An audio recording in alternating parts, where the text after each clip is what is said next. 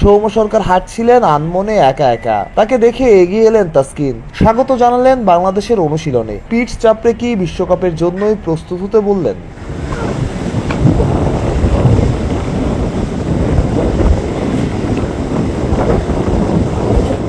সৌম্য জিম্বাবুয়ের বিপক্ষে প্রথম 3 টি-20-র দলে নেই, কিন্তু না থেকেও আছেন দলের সাথে। স্কোয়াডের 4 ক্রিকেটার যখন ঢাকায় ডিপিএল খেলতে ব্যস্ত, তখন না থেকেও আছেন সৌম্য। কাজ করছেন নিজের ফিটনেস আর স্কিল নিয়ে।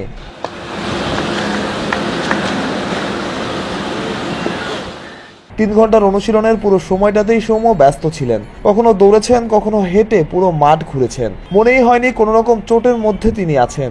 ইনজুরি না বলে বরং বিশ্রাম বলাই শ্রেয়।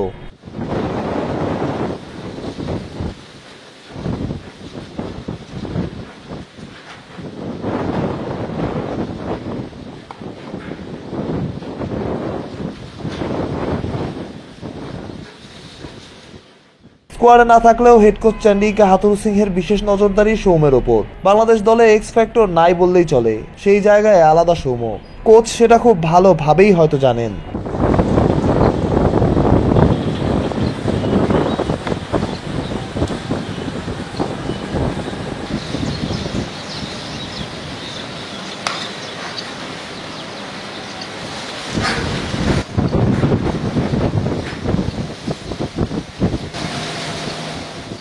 সৌম্য পরে গেছেন ব্যাটিংয়ে, একদম যেন পিকচার পারফেক্ট। ঢাকায় শেষ 2 টি-20-তে সৌম্য ফিরছেন একরকম নিশ্চিত।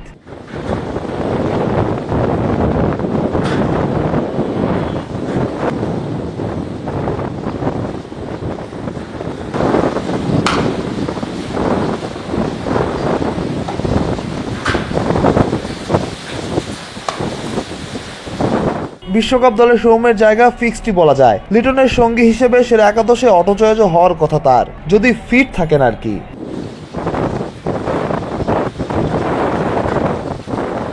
চট্টগ্রাম থেকে মাহরুজ প্রত্যয়, অলরাউন্ডার।